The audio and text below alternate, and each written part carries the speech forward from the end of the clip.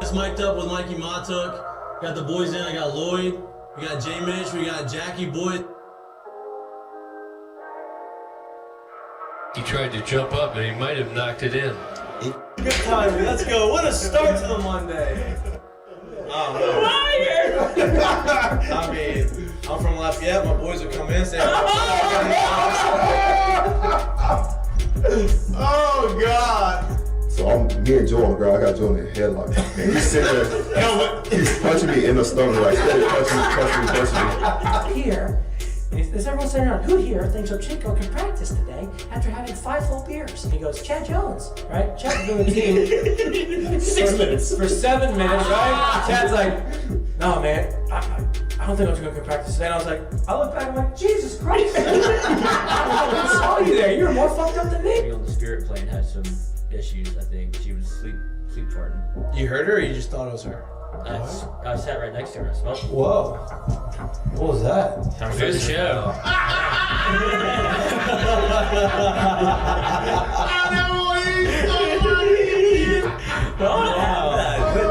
You had a service or something. I'm late. Like, I don't even know what I'd be doing. Now, when you do go to spring training, are you going to bring your chinchilla and your turtle? My dad tell you about it? The SEC is, God, they hate fat people. I mean, I get crushed for that. You know what I mean? It's like, come on, man. Hey, just the South, bro. You got a bunch of food down here. Like they should. Players, look at Lloyd. You know what, Lloyd? You're looking for a recruiting coordinator, coach. I'm here. He's like, I'll piss my pants right now. No way. We're wearing gray pants, long gray pants. He goes, I'll piss my pants right now.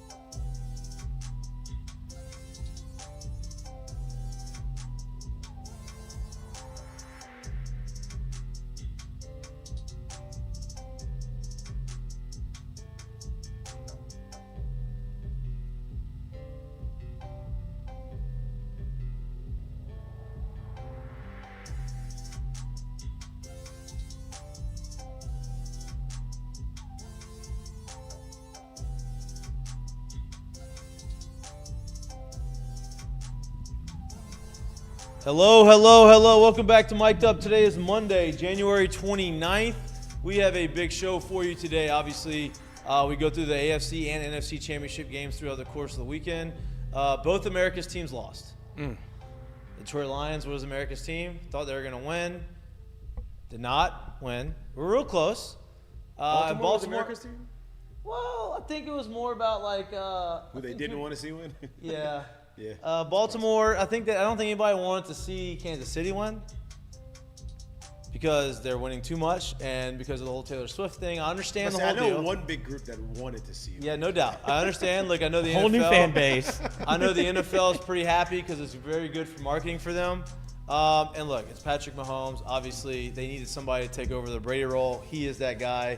So Super Bowl matchup is set. Kansas City Chiefs versus the San Francisco 49ers, exactly what most people probably predicted to start the season. I am a 49ers fan going into this game. Not because I hate the Chiefs, but I'm a Brock Purdy fan. I think Brock Purdy's been getting hated on for no reason. I think he proved to everybody this past weekend that he's more than just a game manager. He won that game to me. He won that game for him. Christian McCaffrey. He seemed to be pretty good. Early on, and then Brock Purdy did his thing with his legs, and Ayuk with the bounce off the face mask catch. Just the way you draw it up. Unbelievable. Honestly, the best play of the weekend was Lamar Jackson's pass himself. They ran for 20 yards after he caught it. Usually when a quarterback, ball gets batted down, the quarterback catches, it's like a 1 or 2 yard gain. It's usually batted down by the quarterback because it's usually behind the line. Yeah. But he was shot out of a cannon. He thought he was going to score. But he makes a play, great entertaining weekend. Not great for our betting accounts. But it's okay. We've been bamboozled. Move on. We got bamboozled. The one weekend that we needed our guy to come through for us, he goes Lamar Jackson. He offers. He goes an offer. It was not good. We're gonna bounce back Super Bowl. We're gonna get 2 weeks to kind of regroup and get back. LSU women's basketball, they are playing right now. Actually, ESPN2 against Mississippi State in the hump, and they're up 8-2 early on in the game. They are going to get back in the winning ways after the South Carolina game. And you're calling it? Well, I would imagine. I would hope so. I am calling it. I would like to see that happen. We will see. But it is about to be February. We are just under 3 weeks from the start of college baseball season, from opening day here in Baton Rouge. And as we have promised, once the calendar year turned to 2024, we were going to start talking a lot more about college baseball, a lot more about LSU baseball. Jay came on last week. Actually, Jay came in studio. He did. It was great because, we've had some technical difficulties a little bit lately, but we're going to get them worked out. We're going to get them ironed out. Jay said, I'll come in. He came in. We had a nice conversation. We had the first pitch banquet. We're really starting to get revved up. We got a little juiced after the first pitch banquet. We had a lot going on. We had a really good day. You wouldn't know I was there. You spent $50 on drinks. That was unbelievable. It was great. Yeah, now, at least they had drinks. I had my high school jersey retirement this past weekend. No drinks. Thank you. 0 drinks. Oh. Dr. Peppers and waters. Oh, you got all They had juiced no- up on You TV? had 0 drinks or they had no drinks they there? had no drinks to offer anyway. Ah. Now, I don't know if that's because it was high school High deal school? Probably. or whatever. Was it on campus? Nope. It was not on campus. It was off campus. Yeah, that's okay. Now, Lloyd has kept panning the camera over here, so he's ruined the surprise. But that's okay. I think Twitter did I think its Twitter job. ruined it. Our friend of the show, hero, one of the heroes of the College World Series last year. The Wake Forest man. From based off the conversations, an adopted Louisianian. I think you love it here. I think you feel like you're kind of home here.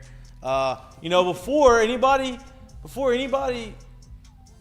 really wanted Tampa Bay Rays season tickets, Tommy and his dad had season tickets, so he got to watch me play in Tampa. Nobody else had them, but he had them. So I appreciate that. Oh yeah, right next to the dugout. Right next to it. Every game. I love it. Listen, I'll tell stories off air. There's some stories that happened next to that dugout that were nice. We got flashed in the middle of the game one time. It was great. It was awesome. But without further ado, we're really excited to have this conversation. This third time maybe on the show. Tommy White, welcome back to Mik'd Up. Yes, sir. Yep, Yes, sir. welcome back. We talked a little bit about, off air, we talked a little bit about the season, how you're feeling, the excitement of it. You're back playing, right? You're back in the scrimmages. First game, 5 for 6. Yeah. How are you feeling? How's the body holding up? I don't think people realize that you're as banged up as you were because you're a tough motherfucker and you kind of went through the whole thing and you kind of grinded it out. So talk about how you're feeling and how excited are you to get back on the field. Yeah. I actually feel healthy for once. Definitely haven't felt healthy in a long time. But yeah, no, I'm excited to get this year full health, no problems or anything. But yeah, no, I'm excited to get going. That's for sure. You had a shoulder injury, right? Kept popping in and out. I guess they would call it like a subluxation, Yeah. right? How many times do you think that happened throughout the course of the year? Dude, they said like every time my arms were in the air, it technically popped out. So It's kind of a lot of times. yeah, man. so I think physically, like I felt it probably like 10 to 15. It happened in the dog pile when we won the whole thing. Whew. So all the way from the first out to the dog pile, it was just in and out throughout the course of the It's year. football season for you, huh? So was it surgery to fix it, or is it? Yeah, I got minor labrum repair. And you feel good throwing Great. the ball across the diamond. Yep. All the things. That's exciting. Yeah. Right. Think about what you can do when you're healthy. Yeah. You feel good. You don't feel like you're. Damn, I can't swing and miss because my shoulder may come out of socket. I'm excited. Before we really get into this season, I want to kind of revert back a little bit to last year. You came to LSU for a couple of reasons. One, because you wanted to, I'd imagine, play in the SEC. You wanted to play against the top competition. And two, you wanted to have a chance to go and win the World Series. You got to do both. You excelled at both. You had one of the biggest moments in LSU history with the walk-off home run in Omaha Probably in the Game 1. second biggest moment. Second biggest after the, It's only hard way to- it would have been big is if it was It's Game 3. almost impossible Yeah. to top what Warren did. So Right. I- Yeah. the- I mean, it's But you hit the perfect walk-off home run. Like, how special – obviously the year was special, but for you personally, like, how awesome was it to be able to go through that, to get in that moment, and not only to come through, but come through in the way that you did? Yeah. So yeah, funny story about that. I mean, I was so nervous on deck. Like, Really? I was shaking, man. I was so nervous because, I mean, I knew the pitcher. He's from my hometown and came into the game. And then they called like the mound meeting or whatever. So Dylan comes back talking to coach, and he's just screaming at me, yelling, slow down, because Dylan? Dylan. Just, I look at him like, I don't know how to slow down. I don't know what I'm doing. Stop talking to me. Just freaking out. He's just, slow down. So I finally get up there, and I was sitting fastball the whole time because I saw a video of the game that he pitched against us. He was pumping nines after nines after nines. I was like, dude, he's going to try to get me high heater 3 fastballs. Slider. I was like, oh, damn it. Not the fastball. I was like, all right. But no, I was swinging at that pitch no matter what. Right. Like, that was one of those situations where I had no control over my body. I was just, muscle memory took over completely, swung out of my mind and just got it. But yeah, the coolest thing about that was the guys. I watched the play. Yeah. And I don't even watch me like start running and looking at it. I just see all the guys in the dugout just running and looking and just everybody. The coolest video I got was like the parent section too. Yeah. I mean, just We were going nuts. I mean, we were watching it, and it was special on our end. I can't imagine being right in the moment. I blacked out. I didn't know what you can. Yeah. I couldn't tell you what happened. When did you come back to like, oh my God, that just happened? Like we all know, Planet like, Earth. you hit a homer, you really don't feel it. Whatever if you're good enough in your lower half, you really don't feel it. And you've hit plenty of homers before, but at one point, did you hit this one? And all of this is going on, and you're like, oh shit. Did you know off the bat that was a homer? No. I mean, I probably put everything I had into it, but I couldn't feel my muscles or anything. I couldn't feel anything. I think. I know exactly that feeling you're talking about, actually. Yeah. When I came back down to earth, I think when I rewatched it, like by the bar in the hotel, I was like, oh, that was pretty cool. Were you shaking after, like when you got in the dude, dugout? I Like, wanted to just run Yeah, through a wall. yeah. I was like, dude, Florida doesn't know what's coming. Like, I'm so ready. Like, our team was so ready after that. It was insane. Like, we were like more excited that we get to keep playing baseball than like we just won. Yeah. We were like, nobody's gonna beat us now. Like, we got magic on our sides too. yeah, It's a fun feeling. a great feeling. That's a very Great fun feeling. feeling. So that whole thing happens, and like you said, you get into the situation where, okay, we win this game. Game's over. Where were you at that point, like mentally? Like like you said, you didn't really come back to it until you get to the bar and you actually kind of got a chance to see it on TV. But where were you after it? Like, how long did you kind of like sit there and really kind of keep scratching your head? Like, what the fuck just happened? So I went down to celebrate with my family because, you know, all the parents were down there having a good time in Omaha. So I went down with my family, watched it, and I was like, I got to go to bed. I got to go, you know, got to play. Got to get practice tomorrow. Got to get ready. And I don't think I went to bed till like 3:30 in the morning just because I was so amped up. Like, I tried to go to bed. Like, I was in bed at 11, but I was like awake until like 4. So it was just like me just staring at the wall pretty much. Just like, oh gosh, like Nothing go but to premium sleep, cable on go too. to sleep. Watching Country West. There's nothing on TV. Nothing. Like, God. Nothing. I will buy some Flex Seal. Pretty much. That's where I was at. Yeah, I was just like on the phone. You transfer in, right? Obviously, you're going through you're getting in year 2. So now you're experienced here. You're kind of comfortable being here. I got to speak with you and your dad, and how y'all talked about how much y'all love it here. And now you kind of feel like you're at home, right? Like last year, you're kind of getting your feet wet, trying to figure out how everything worked. You go through the year, and now you come back, and you're the guy, right? You come back as the veteran. You're year 2 here. You are trying to repeat as national champions, which is a whole different mentality than last year. How's that transition into this year, right? Does your mindset change in how you approach leadership and the team and going about this season, or do you kind of keep it the same? I mean, I try to do my best to like let Hayden and Alex be the guys that are in the enforcers, like Cade and Dugas were. And I think like I just looked at Dylan all last year and what he did. He just led by example. Like, he was one of those guys that just did the right thing 24/7, and that's just my goal to set, you know, the example and the standard. But I mean, this year we got the same mindset as last year. We're attacking, no defending or anything. It's like it's a whole new year. It's time to attack again. I think that's every year as an LSU baseball player. It's just attack the opportunity, because every year it's different, new team, new guys. So I mean, we'll only have this year with this team, so we got to attack. There's no defending anything.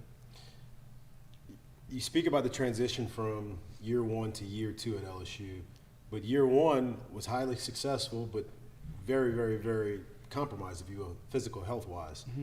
What did you learn about maybe your swing, maybe yourself, maybe your ability to kind of like be able to get on the field and do what you did every day, and how are you transitioning that stuff to a healthy you this year? Yeah, the thing I learned about myself is it takes a lot to knock me down. Like, I could play through a lot, like some stuff I didn't think I could play through.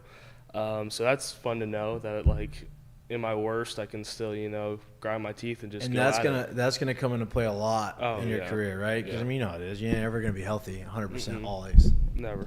And it's you always have to play through something. I think that's also like the mental strength and stuff that goes on at LSU is like we have that grit level of like. I mean, when my shoulder first popped out, I got offered to go get an MRI. I said, I know it's messed up. I don't want to know that it's messed up. So I don't want to know how much. Yeah. I was just like, I know I'm going to be a part of this team, and I know I got to do to get back on the field. So, you know, just pop it back in. We'll go to work. Love that. That's just, you know, got to grind for success. Because almost the more you know about it, the more you'll think about it. Yeah, like, I didn't want it to be in the back of my head. Wrong, yeah. And I didn't want an excuse. Right. Yeah. I didn't want to be like, oh, yeah, it's because my labrum's messed up. Right. No, I like – and shoulder's a little sore, yeah, figure it out. Exactly. I didn't want to have that excuse of like, oh yeah, like, oh, I'm not having the year I want to because, you know, my shoulder's messed up. Nah. Yeah, and I think there's a special level of it's almost kind of insanity to like play a sport. Like, people really don't understand. It's really, really hard to understand. Like, you got to get out there above whatever you may think is actually going on. Because guess what? Every day you kind of got something going on. And for you to kind of like put that stuff to the side, knowing you had stuff going on and saying, hey, I'm just going to get out of here until I can't. Like, physically can't. And then look what you were able to do in that mindset. Yeah, exactly. I think it gave me a second win too. Like, it's like, all right, now I just got to do extra stuff to be able to perform how I want. Did it ever get to a point where, at any point in the season, where like I need a couple of days off, or you just kind of didn't even want that to happen? Because I know you did take some SEC tournament stuff off. It's some games I get an off day and stuff, but yeah, like a couple midweek games. Oh, why isn't Tommy playing? This kid's a softie. Come on now, cut me some slack. Just know that there's something extra going on at the time. You can say it now. People don't. It's easy to say that when you don't know. Yeah, like come on, like just give cut me some slack. Give me the benefit of the doubt, man. Listen, I've grinded through this thing. Fast forward to this year, right? Like, obviously, we're talking about what led up to this year. You're going into this season.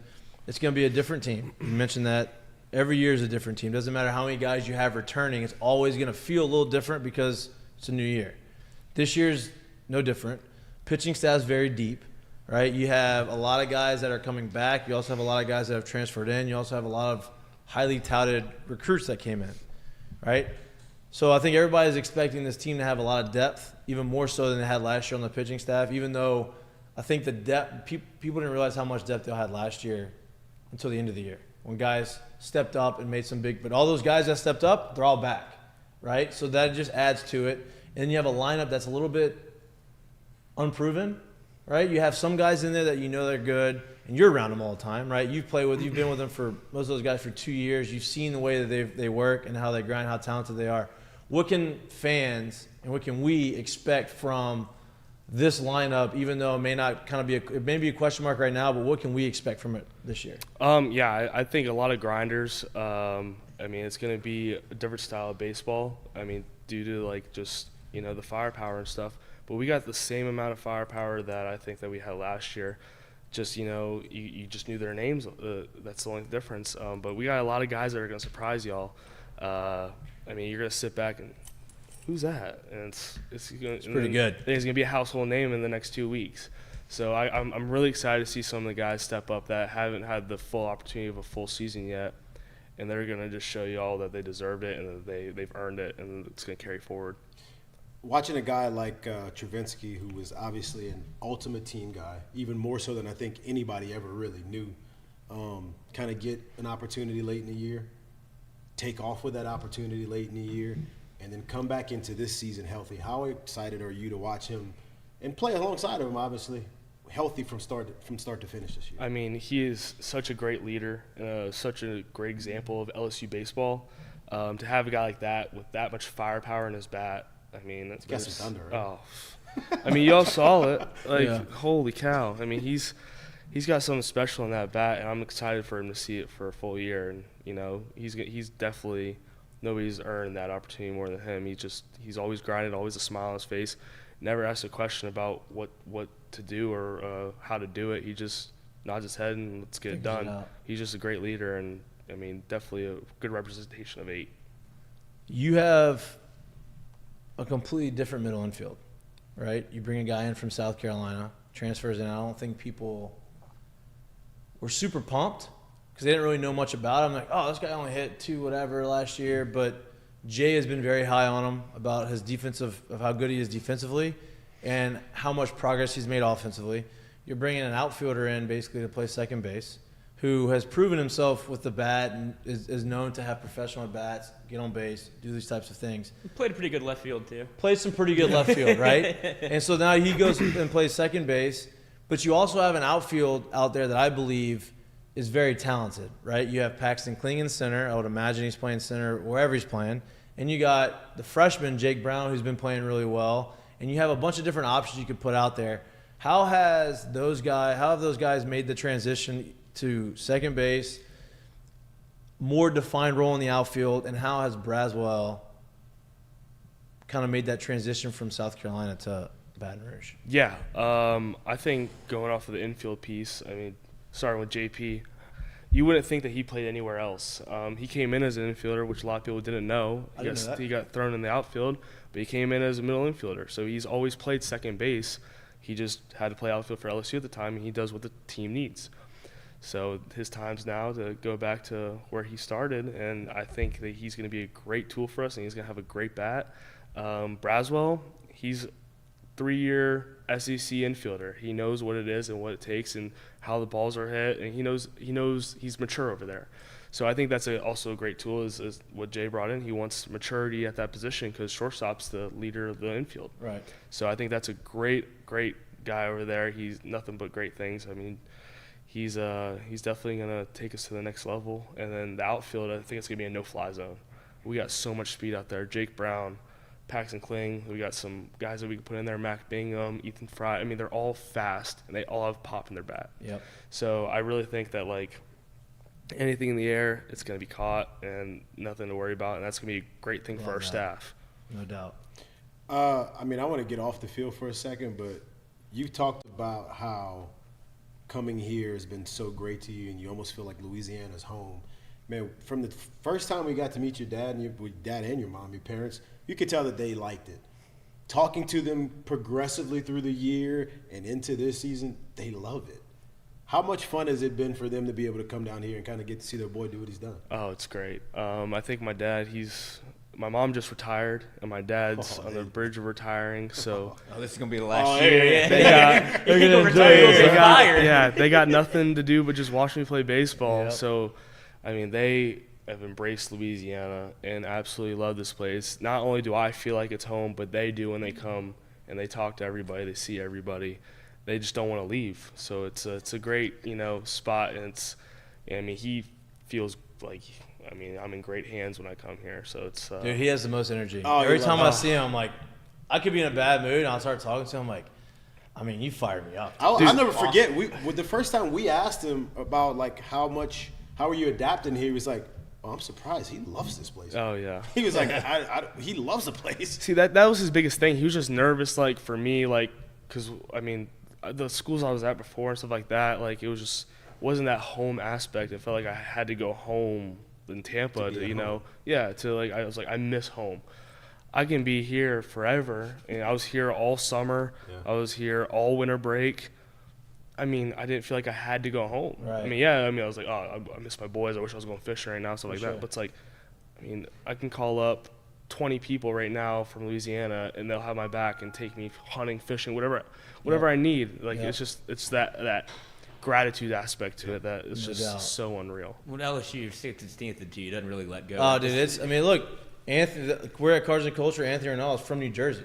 He never left. Yeah. Couldn't be more different than Louisiana. Yeah. And he's never left. He still lives here. It's just that's what Louisiana does to you. Yeah, another test case for former teammate was the Cruises. Like he came to the first pitch bake, and Dylan was like, I can't get him to leave. Like, he doesn't want to go back to Florida. Yeah. But with that kind of in mind, whenever you first came to LSU, how different does your first year feel than this year? Whenever you're talking about like being comfortable and like walking into a totally new situation for you, obviously huge like transfer portal was like very new at that moment, and you come to LSU, it became very like popular, like it was polarizing.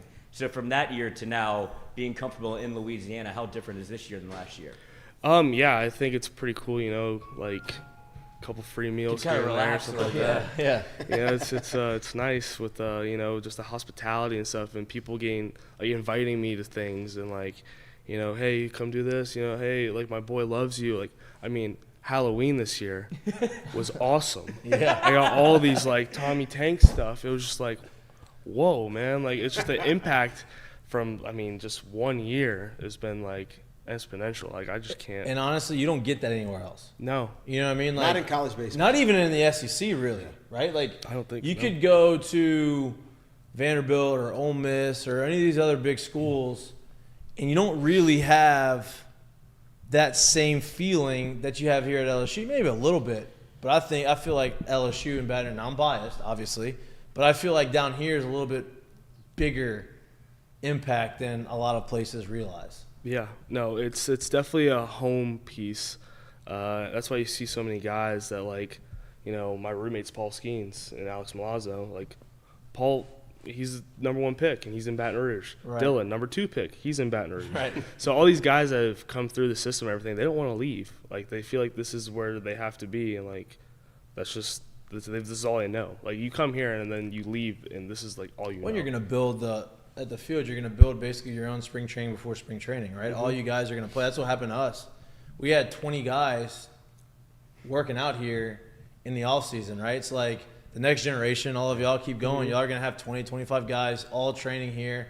You're going to have the spring trainings here before you go to spring trainings. You're probably going to be tougher than when you get to spring training, right? You're going to have Skeens, and you're going to have all these guys that come back, and you're going to get live ABs or sitting in, and you're like, oh, I can't get more ready than I am now. And Jay's done such a good job, too, for y'all as players right now to even be there and understand, like, hey, like, this thing's open to us whenever we want to be able to get in here and get the work in, and they have no problem with that. And they'll do anything they can to help you in those situations, and that's rare across the country. You don't find that everywhere. No, and, that's just like the open door policy. I mean, everybody's working out there. You got Dugas, and I see all these guys, and it's like I see Gosman throwing a bullpen. I'm like, dude, he's almost won the Cy Young. Man. Like, Right. As like next year, I'm like, He's nasty. I call him up. Hey, can I stand in? No doubt. I stood in. He won't throw a splitter though. He doesn't No. throw in the bullpen. It's No. only game time. I stood time in. only? I stood in on Skeens. He did a short bullpen. It was like 50 feet or something.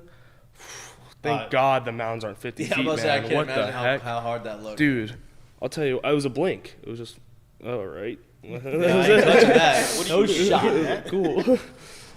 Getting back to this year, right? So y'all win. You all have a target on your back, right? Last year, you had a target coming in at number 1. This year, you have a target because you're the defending national champs. Feels like every time somebody plays LSU, I feel like it always felt like this, but I feel like last year was even more so. It's a little chippier, right? Everybody's trying to come and get you, you know, the homers and like all the stuff, right? Like people love to hate things because they're playing well. You know, we're gonna do it. That's just the way it is nowadays. It's happening to the Chiefs right now. Yeah, right. Like that's just the way it is, right? Everybody wants to knock down the person on top of the mountain. Mm-hmm. Do you feel that? Like, do you feel that as a player here that, oh man, people are coming at us, and if you do, does that fuel you? Just say, you know what? I fucking love that. I love it. Yeah. I felt it all last year. Like that was just, you know, everybody wants. I mean, that's just being LSU. It's just a brand. You know, they see that purple and gold, they see the tiger, and it automatically boosts everybody else's play. Like they automatically play better against us. They do different things. They take chances. I love it. I want everybody's best 24/7. That's just how it is. How much fun? Which one's more fun for you? I should say, being at home where there's all the love, or kind of going into an opposing team's place and kind of getting to play there as like a band of brothers and it's just us against y'all. Especially knowing how much the hate comes at this point. No, yeah, I definitely like home. I like going on the road. You know, but there's some spots I don't like going on the road. Like where? Georgia. Sorry, Wes. I hate Georgia. Why is that? I just don't like Georgia. I mean, That's fine. That's fair enough. That's just how. No big deal. Yeah, I had a tough weekend. It was not a good time. Not trying to go back. Yeah. We had a lot. We don't play them at their place We this got year, so we're super good. chippy. You don't play. They don't go. Do they Nope. come here? Nope. Oh, you didn't even play them. Nope. That's great. Yeah, we're good. See, So great. I'm excited to go to Arkansas and Tennessee this year. Ooh, Tennessee's Yeah, Arkansas is awesome. Yeah, and then Tennessee we gets wild. I'm gonna be Oh honest. no, I'm excited to see what everything's about. You know they're Arkansas coming is at you great hot. too. Oh, Arkansas is gonna be insane. Yeah, Arkansas is great, I've seen videos and stuff, but I haven't seen it in person. I'm ready to see that Woo Pig thing. That's a got little going on annoying. there. You'll get tired of hearing. Oh no, I know, but I'm hoping that like I hear it like once and then like that's it. To start the game, then it's over. Yeah. But yeah, no, I'm excited to we got a really good schedule. Like it's a fun schedule too. Yeah. The only thing that's not fun, I think, is Mizzou on the road. That's about Yeah. it. Is that early? I think it's later, so I think I see. we'll be Hopefully in you the avoid the yeah cold, Florida boy from going to check it out. Get Mizzou. on out of that. Yeah. Brutal. Yeah. When you mentioned going to Tennessee, it feels like that was the matchup that everybody kind of wanted to see from ever since Jay Johnson and Tony Vitello and like kind of the animosity between Tennessee and LSU. Obviously, you get matched up with them in Omaha and take 2 of them, kick them out the tournament, and give y'all season advances. And it feels like maybe that kind of quelled a little bit of them kind of punching back whenever, like, whether it be the fan base or Vitello and their team and how it was very chippy, and then you take 2 of them and kick them out the tournament. It's like, okay, how long do we have to do this until you realize, like, LSU is still the king of the mountain when it comes to SEC and now the country? Yeah, I mean they're always gonna come at us. Like that's Tennessee being Tennessee. I hope they keep doing it because I mean that's one of the best rivalries in sports, and I'm glad that we got the opportunity to play them as many times as we did last year. I think that really fueled everybody's fire. Just seeing that extra SEC team on our schedule in Omaha was like, I mean, that was no better team to beat than them, of course. And I loved it. Oh. Because we are LSU fans and we have a show, and so whenever the Tennessee LSU stuff, we were It's good content. Yeah, we were hard on. We also hard talked on about them. too, like, so last year was your first year here, home series, Tennessee, the bases clearing double in the bottom of the 8th. here. Jordan. We looked at each other. It was like, I haven't seen this stadium like this in a long I'll tell you time. what, that was probably the regular season. If we're going regular season games, that was the coolest game I think I saw. I was so intrigued with the student section that I lost focus in my play, like because I would get ready for a pitch, get set, look to my left, somebody was getting arrested. I was like, dang, they were taking them out one by one. There's beer cans getting thrown on the field and everything. I was like, what the heck is going on? And like that was a postseason atmosphere in the regular This is season. week 5 Oh, of the yeah. season. Yeah, I was like, Jordan, you seeing this? Dude, look at that. He's like, Another one. And dude, when he hit it, I mean, it was awesome, right? Yeah. Like, so I'm hoping that y'all get more of those in the regular season. You obviously get that in the postseason, but during the season, obviously with the Vol, like we were hard on them, right? And so, those things happen. There's a lot of Twitter banner back and forth, but to see y'all come out and see y'all do what y'all did was obviously super fun. Now I want to ask you this because you have matchups of the century, right? Oh, it's the matchup of the year pitching wise. Had that all the time. 2009, we had one with Keuchel and Lewis Coleman, right? Lived up. It was a very tight game. It was low scoring. We ended up winning that game. You have some other ones that are supposed to be the pitching matchups of the year. Don't live up to the billing. Nola and John Gray, 1-0. Aaron Nola wins 1-0. I think it was, right? 1-0 or 2-1. I think it was 2-1 or 2-1, one right? game. One of those types of things. Both go. Y'all had one of those in World Series against Wake Forest, right? Yeah. Paul Skeens versus, was it Louder? Yep, Brett Louder. Yep. One, like hits and runs, obviously premium. Not gonna score many.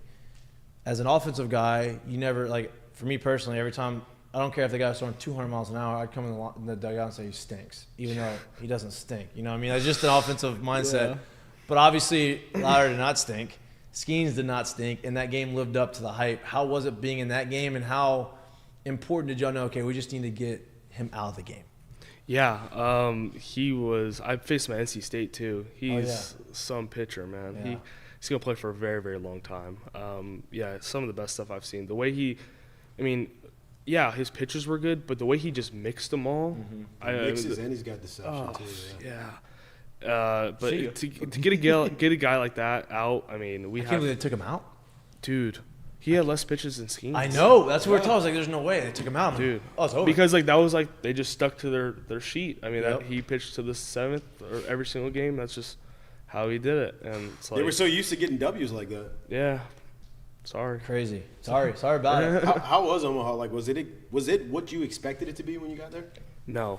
I walked. We did the practice thing. Oh, yeah. How many people were in the stands when you had that? Yeah, dude. So many. It was awesome. I just saw purple and gold everywhere. That's pretty cool. But I get there and I feel the grass. I'm like, dude, this isn't even good playing surface. I'm just like, what the heck's going on, dude? I'll tell you what. As soon as I stepped foot in the first game, whatever, I was like, holy crap! It exceeded everything by far, and it actually made the ground balls a little slow down a little bit because the infield was so thick. So it's kind of nice. Got a little more time over there. A little easier. For a guy like Wyatt Langford, that was nice. No doubt. But they were Rhett and facing all of them and everything. It was definitely something that I think it was the best pitched game of all time. I've it was. seen. It was everything you expected it to be. We got to watch it, and I'm like, man, this is high. These are two big leaguers now. Right? It's hard to build up those games, especially in a short amount of time, and it lived up to every bit of it. Yeah, it wasn't just talent. That's my thing. It wasn't just because these guys are super talented. It was man, these guys know how to pitch, and they're super talented. So it was a big league matchup, and it was impressive to watch. Obviously, being a part of it had to be awesome, and then coming out on top had to make that even better. Yeah. How tight were you when you scored around the bunt? So the how many play. times have you bunt? I bunted one time in my life in high school. How'd it go? Was it? I got it down. Yeah, it was There my we go. freshman year of high school. God does it all. I lost my starting spot at third. I was playing varsity, and I got a game back. They were like, "Hey, play the game," and I got the bunt sign. I was like, "All right, I have to get this down, or else I'm gonna lose it again." Got it down. Went 0 for still, but got another game because I got the bunt down. Home run, There we go. double. He's back. And I was like, I got my starting spot back. I got some confidence. It was good. Yeah. I wasn't a big bunter growing up. Mikey used to love the bunt. My freshman year, Maneri pinched bunt for me. I was playing as a freshman at LSU, and we were playing Auburn. And it was a tie game going into the bottom of the 8th inning, And he asked me, he's like, hey, can you get this bunt down? I'm like, yeah, I got it.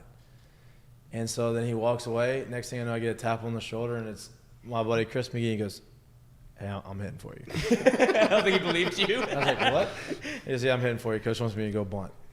Right. And McGee got the bunt down, and DJ LeMahieu got the base hit when we won the game. I was like, I was like, Manera looked at me and goes, never made me fucking do that to you. Like, you did it to me. I said you I was good. I don't know what you want me to tell you. I told you I could do it.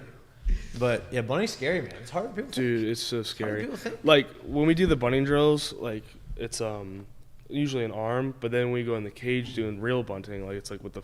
So I get all the bunts down normally. I'm like, yeah, I can do this, and then we get the spin, pop up. I'm like, ooh. Yeah, it's tough. I told Coach, I was like, I got a better chance of hitting a homer than actually getting this down on a 97-mile fastball. It takes some insanity to hit, but when you guys stick your face in there, you're like, oh, I don't know if I can do this. No. Yeah. Especially when it comes up and buzzes your face, it's like, okay. Especially the heater. I'm done. The heater's the worst. Hey, I'll take the spin. Dude. Yeah, I'm done. There's not a single fan that thinks that. They're like, get the butt down. Like, Easiest thing to do. Yeah. Okay. Come here. You come get a butt. How hard is this last 3 weeks?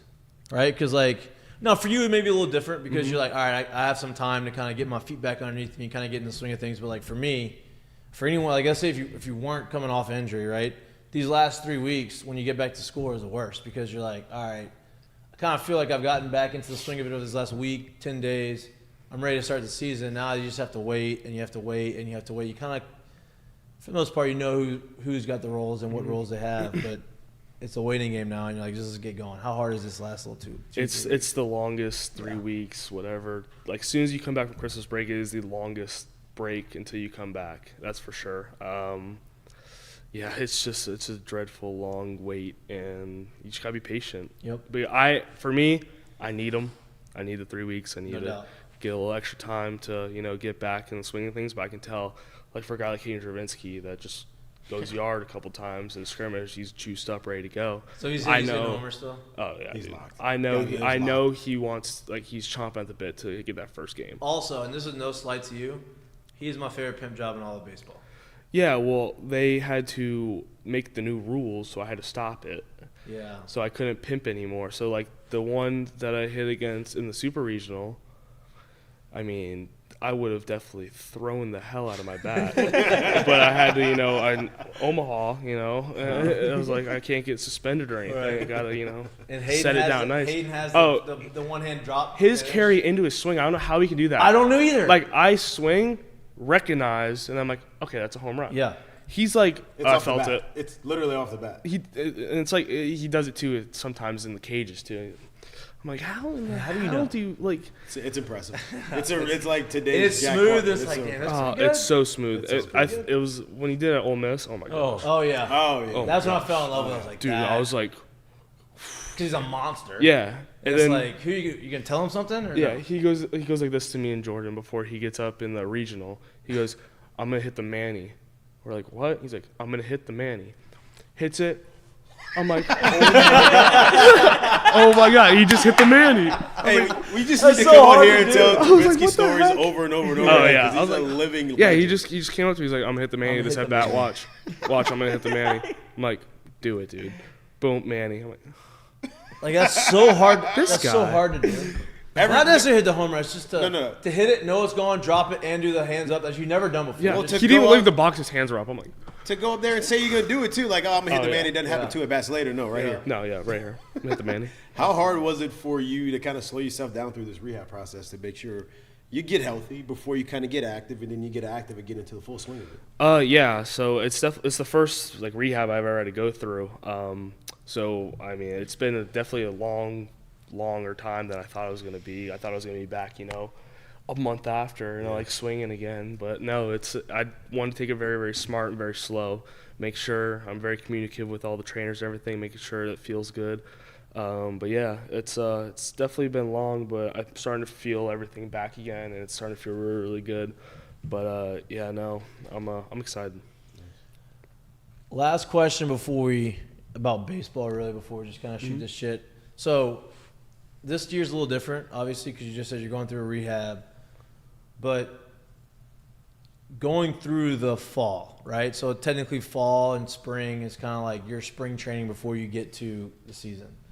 some guys kind of work on different things, right? Like there's like for me, when I was coming, like as I got progressed, there were certain things I wanted to work on. Like going into my junior year, I was like, I know I can hit heaters. I want to make sure that I hone in the strike zone a little bit, and I want to hit breaking balls. Like I want to basically do that, and just to get ready for the season. Are there certain things that you focus on? Without giving away the game plan. Yeah, without giving away like stuff that you like to do to kind of like make sure that you're locked in for whatever it is that you're trying to work on going into the season. Yeah, I think it's just, getting back to seeing spin again, like spin rate, not even like off speed or anything. Just, I go in the big machine and I just crank up the spin and just, getting used to my, like getting the right, line drives off it, not just clipping it and stuff like that. Because you can't really get a good look or read off of, BP and stuff. You got to be able to hit the spin. So that's really that too. And so that's really the main thing is just getting back to that. To that point, right? You talked about hitting spin and spin rate, right? I think people kind of confuse, I got to hit off the machine. That means you got to swing to velo, right? And I think you do a really good job because you get in this super wide stance sometimes, and you're protecting with 2 strikes. More times than not, you barrel it up, the ball's gonna go over the fence anyway, right? And I think people confuse, this guy's throwing hard, this guy's got a lot of spin, I gotta swing to velo, and it's opposite of that. Can you talk a little bit about that as far as philosophy of hitting? Yeah, and I wish I didn't swing as hard as I did with no strikes because my 2-strike approach is where it's at. You just gotta put the barrel. Exactly. Just put the barrel on the ball, and like the pitcher truly does supply the power. So if you just look for hard contact by just finding barrels, that's how you're gonna get the home runs, the doubles, and stuff like that. It's not just muscle up and swing as hard as I can because he's throwing 95. Well, when if you flush it, the ball's going to fly better, right? Now, I don't play baseball anymore. I'm transitioning into the golf world, right? You swing 100% in golf. Good luck. Good luck, right? Yeah. You may get one, and it may be great, but majority of the time you're going to spray it or you're going to blade it or you're not going to hit it very flush. But if you say, okay, I'm going to hit this 75%, and more times than not, you're going to hit it flush and it's going to go further. And I think it's the same type of concept in baseball. Hey, I don't want to overswing. I want to swing in control, and I just want to make sure I get the barrel to it, and it's gonna take off. Yeah, baseball's not far from golf. Where like you want to hit, if you hit the right spot of the ball, it's gonna go. And that's the same thing in baseball. Like you just have to find the barrel, and barrel control is so much more important than swinging as hard as I can. It's more just get the barrel to the baseball, like hard and low. Like that's pretty much it. Because if you just find the barrels, that's hard for people to play fast catch, and that's pretty much it. For you, I don't know exactly when you started. Like I don't know if you started at NC State or even in high school, but when was the moment that got you to really buy into your 2-strike approach? Because it's obviously very different from what's before. And it's so easy for people to be like, I'm going to do it, and then all it takes is one strikeout or one rollover, and they're like, I'm getting out of this. I don't want to do it anymore.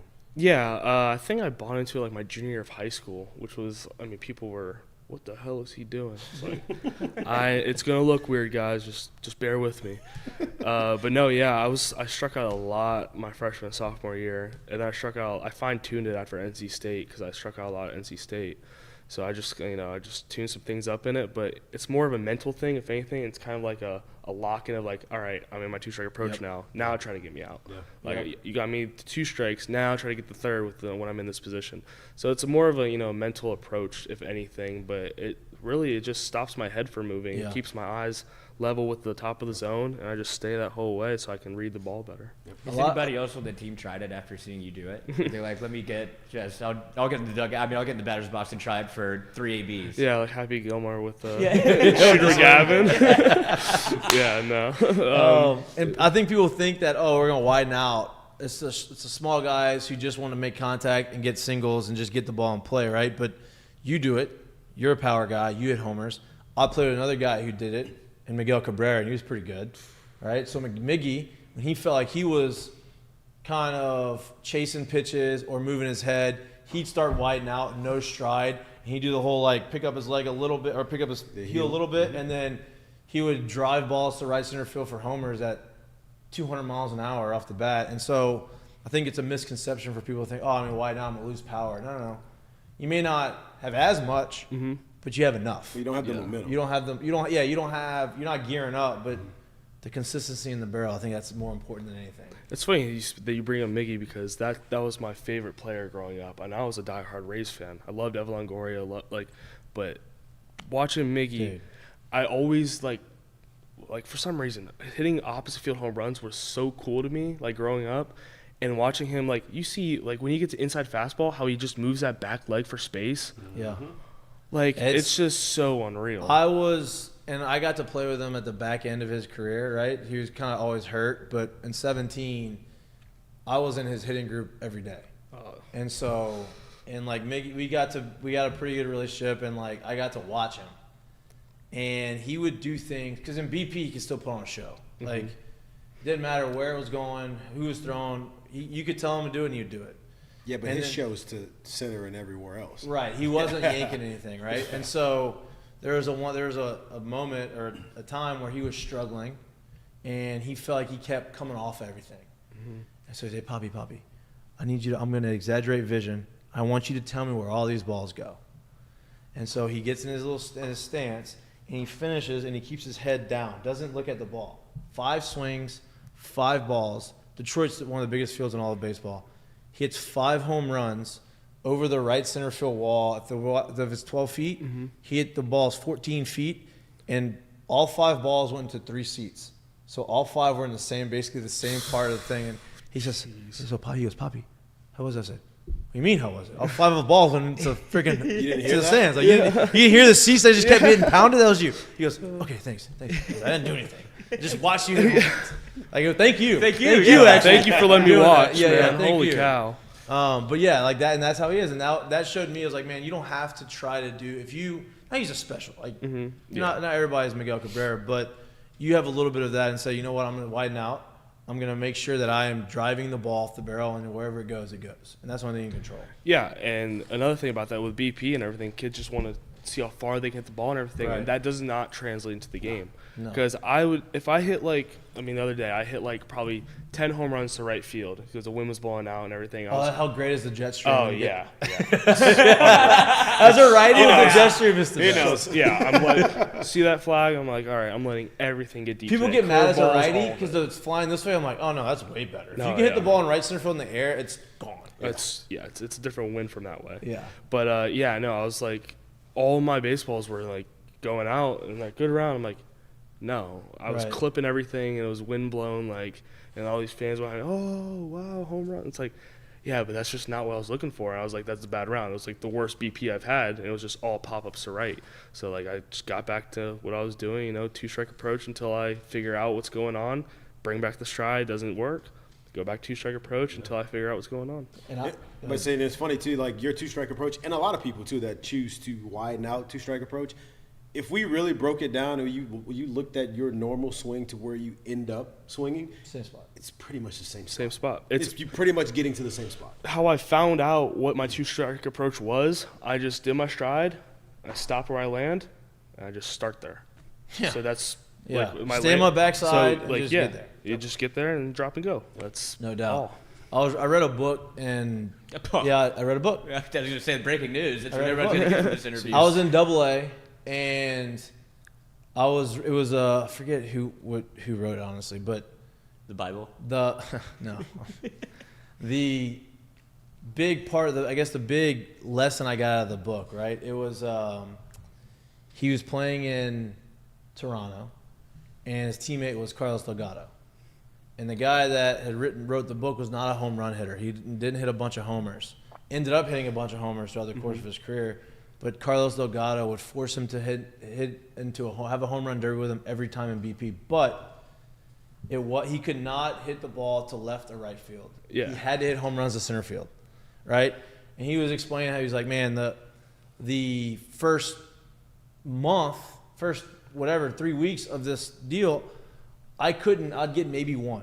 I couldn't get the ball out to center, but over time, I started driving balls off the hitter's eye, and he goes, what it taught me was I had to learn how to extend through the middle of the field, right? And I'm not saying, hey, if you can't hit a home run in center field, try to hit home runs in center field, but it's the same concept of, okay, maybe not hit a home run, but let's hit a ball 10 feet in the air line to center, because you have to teach yourself how to stay through the ball. Like when I see a team, I mean, I'm not gonna. I hope this doesn't go bad or whatever. But if I see a team and their BP before it's like all home runs to left, that opens up the door to our pitchers. If I'm a pitcher, I'm like, thank God. Yeah. Like outside half of the plate the whole day, like so pulling home runs, like yeah, it's cool. Like all they showcase and everything, it shows how much power you have. Mm-hmm. But if you're trying to get ready for a game and stuff and get game ready, like you don't need to impress. The scouts and all that, they want to see you hit a line drive to the middle of the field. Yep. Like nonstop, like just over and doesn't over and over translate. again. Doesn't no. translate. It's really that simple. It just doesn't. It looks great. Like it really Yeah, does. it looks It's cool. I mean, if you it look just at, doesn't translate. If you go look at all of Mike Trout's home runs, majority of those right-handed hitter home runs, Oh yeah. he pulls more home runs from the outside part of the plate, and he hits more home runs to right center from the inside part. Yeah. And you're like, why is that? Well, it's because he's sitting up the middle, and he's getting in here, and he's staying through it, and you have more time to react on the pitch away. So he's getting out and extended, and it's not like this is my. We can get into the. But it's also why too. Like nowadays, when the more that people have really learned the swing over the past, I don't know, 10 years or so, why do you think it's so hard to get so many guys to do the home run derby once it comes home run derby time? Because everyone knows, like, man, I've been in. Usually those are not only the guys that have homers in the season, but they're going well at that time. And everybody's like, nah, you're not getting me out of my groove. Yeah. Home run derby is a No, sore I did subject a for home me. run derby. It was a perfect game, national, like all American game. And I did a home run derby right before the actual game was. And I told the dude pitching, I was like, throw him all high and inside. I'm just gonna let him go to left field. And that's what I did. Come game time, who's starting on the mound? Christian Little. Oh, What does he do? Throw 5 fastballs at 95 at high and inside. What I do? Swing at all of them, struck out. I was like, damn it! That's the wrong approach. I was like, that was good. He was watching. He picked it up. But yeah. So. Oh man. Well, dude, I appreciate you coming in. I mean, I could talk ball. Oh yeah. All day with you, All right? day. Obviously, I don't want to keep you all night. We're gonna have you on again another time, and we'll talk all ball. We don't Yeah. even talk LSU. We just Yeah. talk baseball, talk hitting, because I think you have a good approach on how to hit, and you understand hitting, and I think that's the most important thing. I think a lot of people see these Instagram coaches and these Twitter coaches, and they see all these types of things. I'm like, okay, like some of these guys don't know what the fuck they're talking about, and so let's not get confused. But I love the way you approach it and how you think about it. It's a little bit old school-esque in a sense, and I think that's important. But you also understand, new school age of hitting. So I appreciate it, dude. I'm a fan of yours. I can't wait to watch you ball out this year.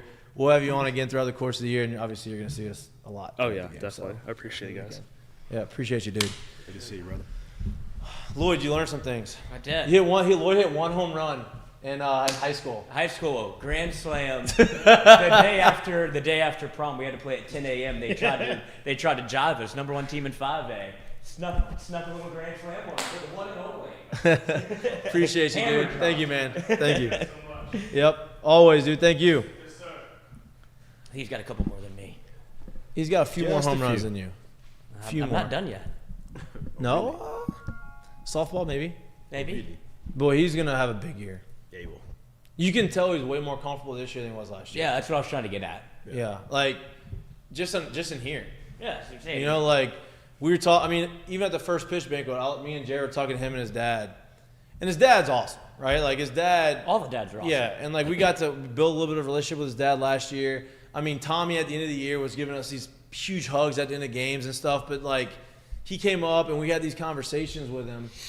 And I was like, man, this guy is in a way better space mentally right now just because of how comfortable he is here than he was last year. And I think that's going to be – that was very smooth. I didn't want to hit the camera behind us. And I think he's going to be in a lot better spot coming in. For me, a guy coming off of injury after having a year and or 2 years he had, I kind of figured this already, but it's cool to see someone know who he is and off the field and on the field, right? Like he knows his swing, he knows what makes him tick, he knows what makes him go, he knows how to do his thing, and being away from the game, if you will, for as long as he has been, trying to get himself back right for the start of this season, hasn't slowed him down at all. Like he's going to have a great year this year. I think he's not going to be looking for it. I think going through the rehab actually is going to make him better. Yeah. You know what I mean? Because I think being away from the game, just even for the short amount of time that he hasn't missed any meaningful games or anything, but just being away and not being in a normal routine kind of gives you that, damn, I missed this thing, kind of give that fire. Yeah, not that he needed any more motivation, but kind of gives you a little bit of a different perspective.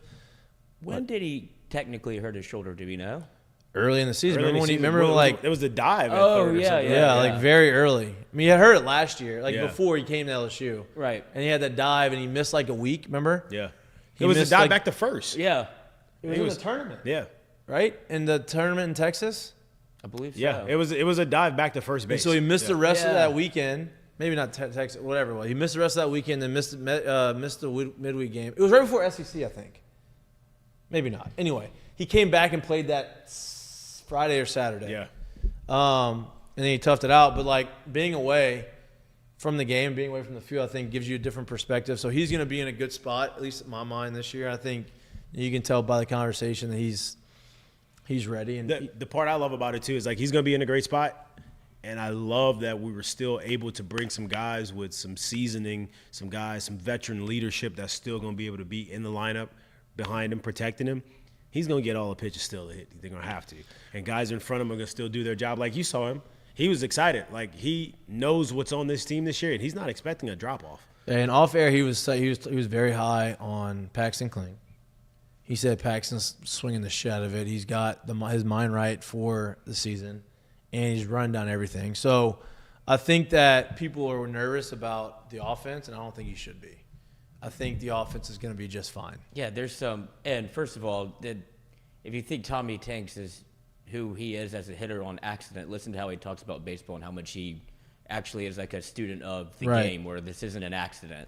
Like, he knows what he's working on. He has intentional approaches to hitting. So it's not just, he's a big guy that swings hard. It's very much into the game of baseball and what he's trying to do, and is actually working on his craft. So No doubt. I think that's one of like the bigger takeaways from like, this is how advanced it's gotten in college baseball now, because that was like a major league baseball lesson, like the No way doubt. that you were talking about the game was that's high level, and he was with you every step of the way and loves it. No doubt. Loves it. I love the fact that he didn't even know me from LSU. He knew me from Tampa, and that was great. His dad tells me all the time. He's like, yeah, we used to watch y'all play. I'm like, really? In Tampa? Did you see those boobs Nobody. that one time? No, they didn't see that one. That was in 18. Boy, what a night that was. That was a crazy. We were in extra innings, and then Everybody's a little loopy. she just randomly does it, and everybody in the dugout goes nuts. And our pitcher had just gotten the last out and gotten the pop up, and it was a big moment. And like, He we came up weren't fired yelling at him. up. Yeah. Nobody's yelling at him, and they were yelling. And then all of a sudden, we ended up walking off the next inning. Did I she was stay like, in the stadium? She got kicked out. I was about to say, there's no way, huh? Like, Well, they let her stay, and then there's a mom behind the dugout who told on her. let's say somebody had to have told. There's just no way. Yeah, she stayed. I mean, there wasn't that many people in the stands. I mean, there was a game in 17 where we were out of the playoffs, and the San Diego Padres were out of the playoffs, or maybe it was 18, and it was a Monday, Tuesday, Wednesday series. So in Tampa, 2,800 people were in the stands. Like 2,800. 2,800 people in the stands. LSU barely doesn't have many games where they have 2,800 people in the stands, and there's only 12,000 that sit here.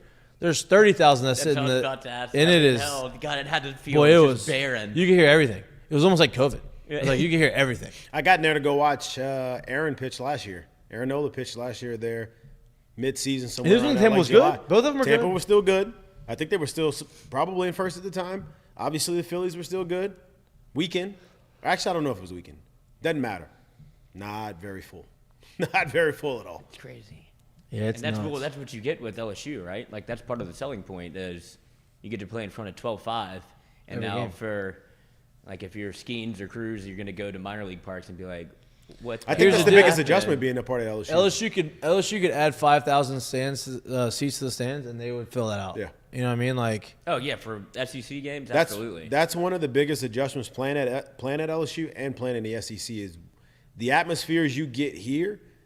It's going to take you till about very selective few places in AA. And trust me, it's different too because they're not there to care about the game. They're there for Thirsty Thursday to drink and to just be a part of whatever's going on. They don't really care. They don't know how many outs are going on. They don't really care. Something for you to new. get, for you to get like an atmosphere that's close to that, some places in AAA, but most likely to the big leagues. no doubt. I'm Like excited for the big season. league games. Like even you would like that's still a major league baseball game in the middle of the season. And it's like 2-6. Like Yeah, no, it was not fun. Yep. I just watched Major League the other night and it made me think of that. Movie's great. What Great a great movie. movie.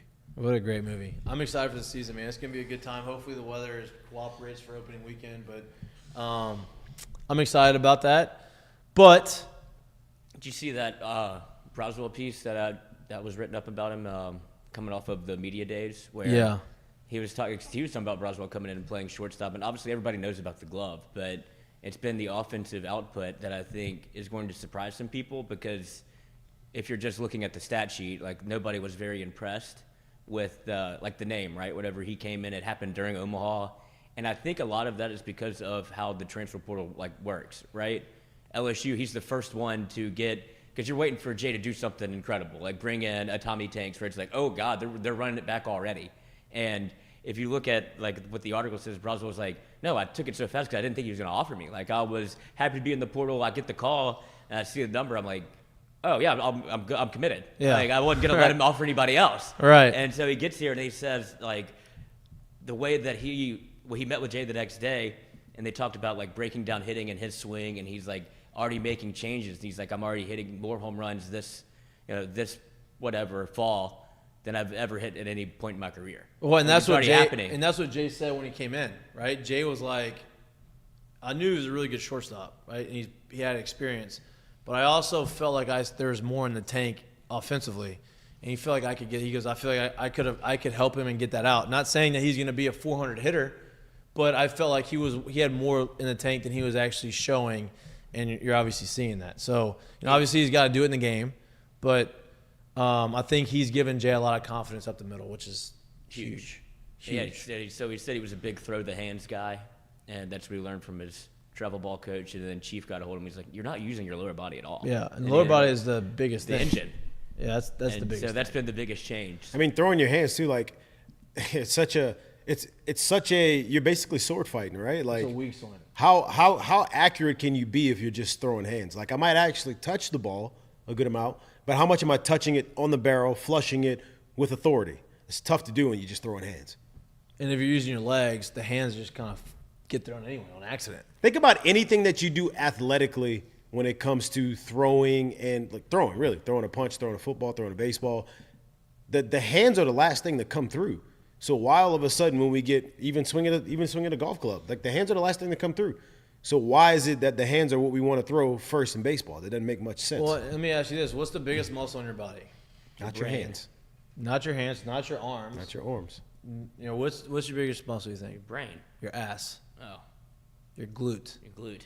And so if you're not using that, you're not utilizing one of the biggest assets on your body. Let me sit you on a bucket at the plate, and you hit a ball off a tee, and then let me stand you up. Which one is it going further on? Right, and that's the other misconception. Now we're not getting to. It's hard for me to get into hitting lesson right now because I don't have enough time. But the misconception is use your legs, and then you start getting quad dominant.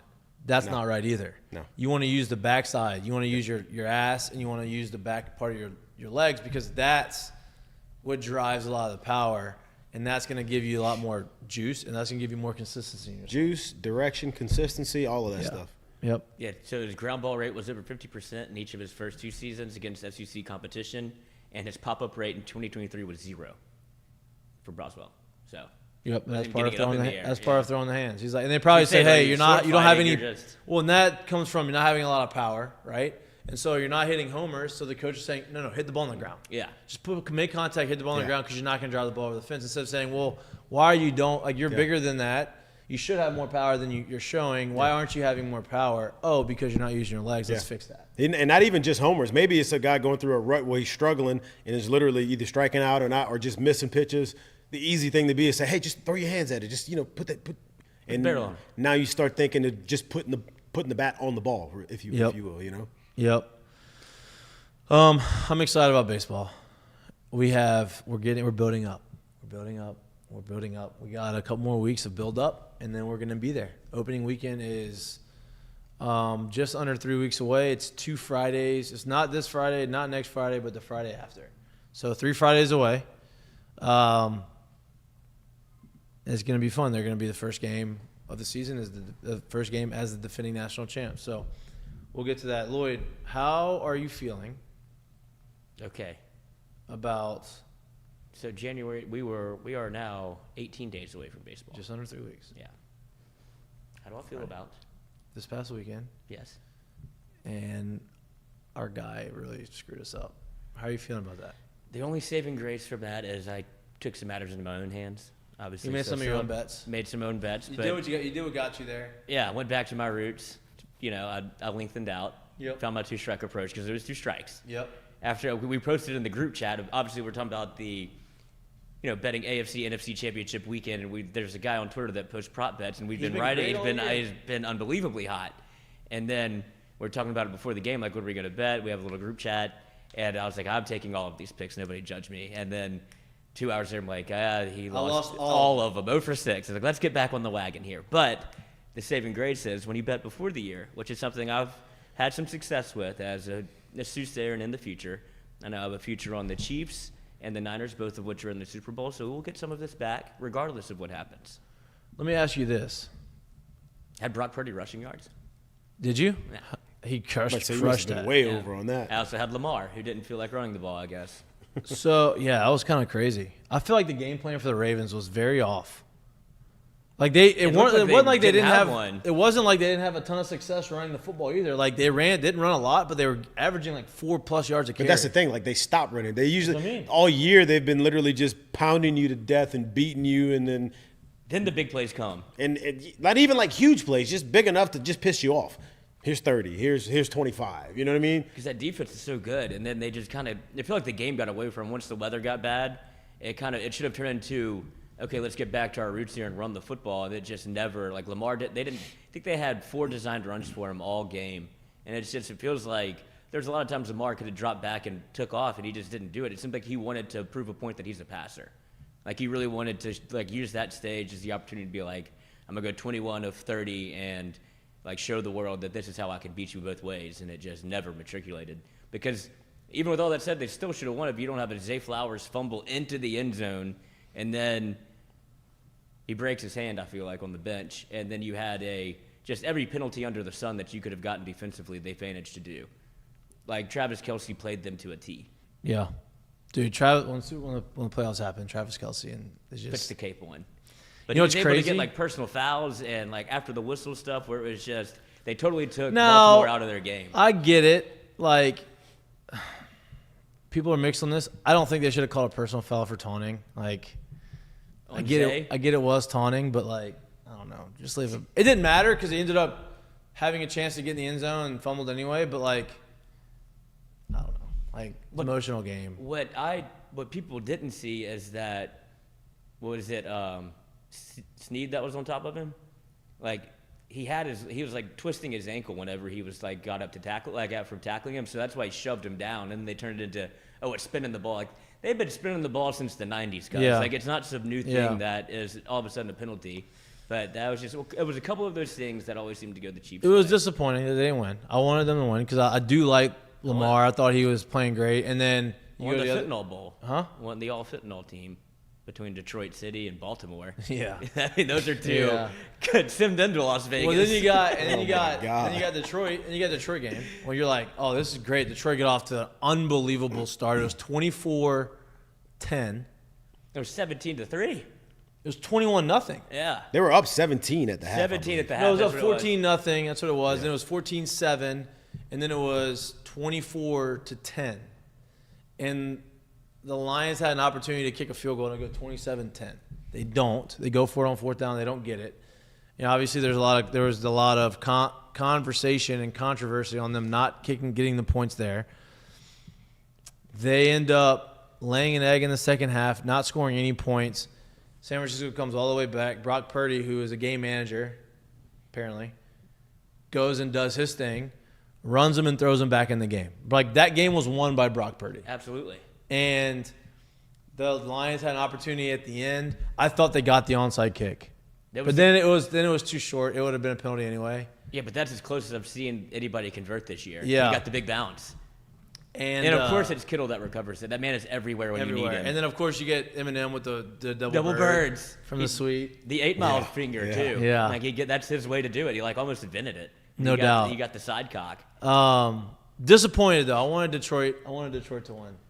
Yeah, I would see. And I guess if you're a Detroit fan, I think that was what was entertaining about the two matchups, right? You had a chance to see the full effect of parity in the NFL with Detroit, who hasn't seen a playoff win in over 30 years, or I don't think they've won a playoff game on the road since They've the never made it 50s. to the Super Bowl No. in the history of their organization. And so you have all of this on the line. Did you see Ford Field?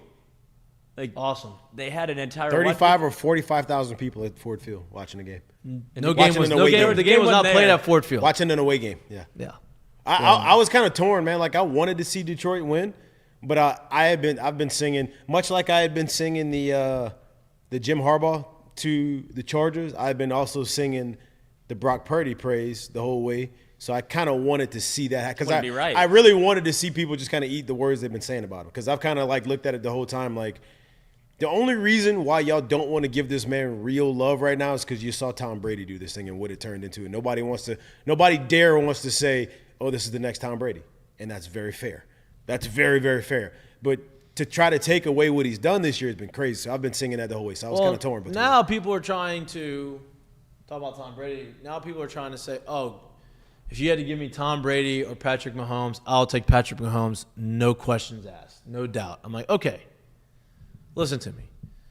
He's very good. How quickly people He forget. is going to be in the Hall of Fame. He is the new dynasty of football. Let's not be caught. Let's not get caught in the prisoner of. Let's not be a prisoner of the moment here.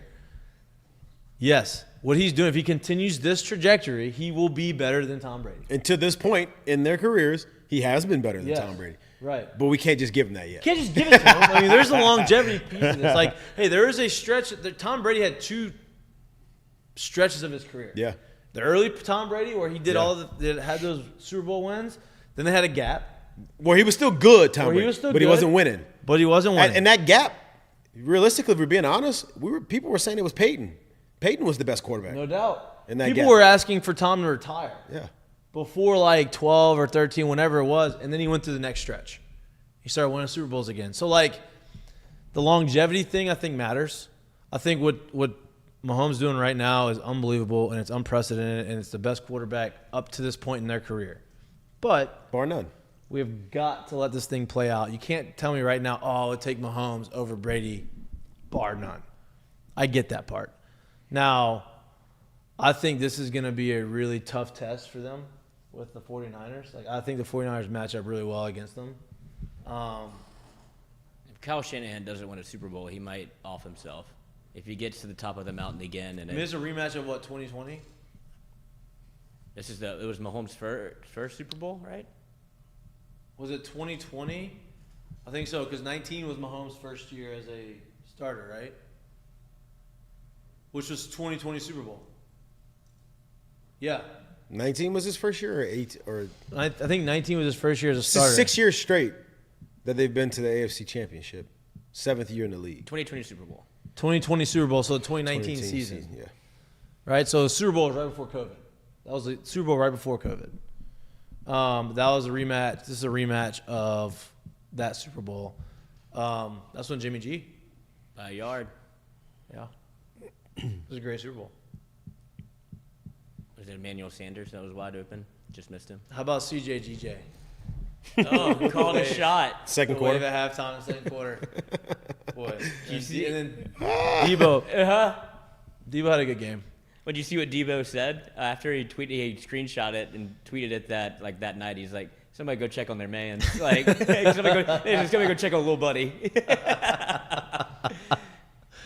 Oh, man. But football's winding down, boys. You got one We more got one left. more. we got flag football this weekend. Return. Yeah, flag football this weekend. for the How'd Super Bowl. basketball go? It was good. We lost, but it was good. Played well. We had a bye week the week before, so had to get the legs back on. Sea legs. I was a little dead. Not gonna lie. I was hurting a little bit. But then you got a week off of football. Then you got the Super Bowl, obviously the whole enchilada, and then after that it's Baseball. officially full gear. baseball season. Yeah. I'm excited about that. I'm excited about what we got cooking for baseball season I guess it's live show Friday, huh? 1 to 3? this Friday. No, I'm talking about on opening day. Oh, duh. Are we doing it from the box? No, I mean it's too hard to do it from the box. They have no internet. Champions Club. That's not gonna happen. They're not gonna let us do that. Yeah, that's gonna be a zoo. That'd be really hard to do. They're not gonna let I us think do there. that. I think the other places are.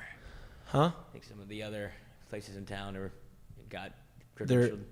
their deals. Yeah, That's like okay. they're doing the whole lineup over there. We just sneak in from 1 to 3. A table will be set up. We'll figure it out. Yeah, We'll figure it out. Or we can just stay here and then Yeah. go to the game absolutely. and enjoy ourselves at the game. Speaking of going to the game, Speaking. I didn't make it to the women's game against South Carolina, but No, it was I heard an it was electric. absolute Was it electric? zoo. Yeah, it was insane. It was was a it was tight really game, fun too. until it wasn't. Well, Well, that's pretty much the whole game, then. It was Yeah. a good game all game. They almost backdoored the cover. It was 8.5.